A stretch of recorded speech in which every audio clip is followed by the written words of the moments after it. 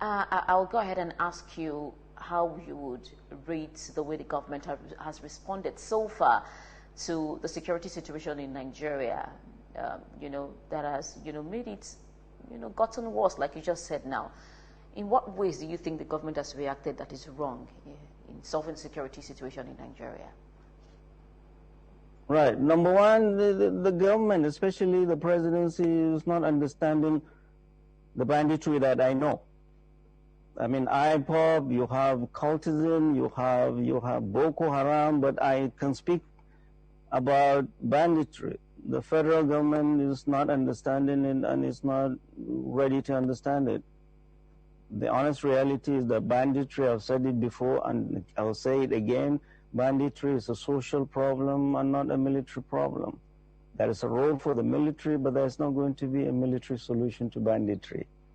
Problems need to be addressed, and everybody needs to be involved in this fight against banditry, which is going to be more lethal than Boko Haram or IPOB ESN.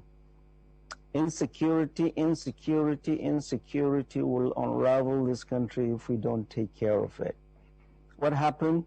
Kaduna, Abuja, Railroad, there were 300, on the manifest of the train, there were 360 tickets sold.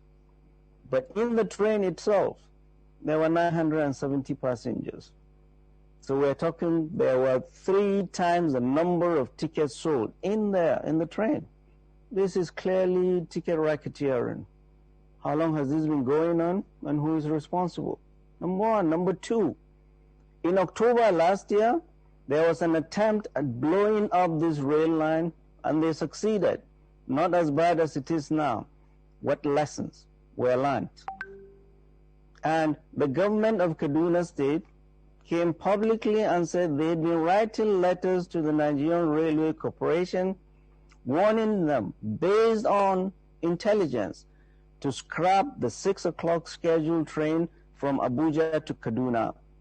All these warnings went unheeded. So these are questions that the Minister of Transportation needs to answer. And his presidency is hinging on how this is solved. And another thing that is really, really irritating to everybody in this part of the world is that we are now in the 4th week of these abductions. Nobody in government has come out to tell us how many people were killed in the train, how many people were abducted, how many are missing, how many are in the hands of kidnappers. And nobody in government has sat down with the families of these victims. We have sat down with them. We have had heartbreaking story of the son of an 85-year-old woman who is there, the husband of a pregnant woman, the brother of a woman that has been taken with her husband, the father of a son whose wife and 4 children are with them. So the government has not thought it right thing to sit down with this family and listen to them. Whose responsibility is it? It is the primary responsibility of the Federal Ministry of Transportation to listen to the family and tell them what the government is doing. Ideally, one would expect there is an emergency desk either in the office of the National Security Advisor or in the Ministry of Transportation, updating families about what is being done. If this was a plane crash, there will be regular update to relatives.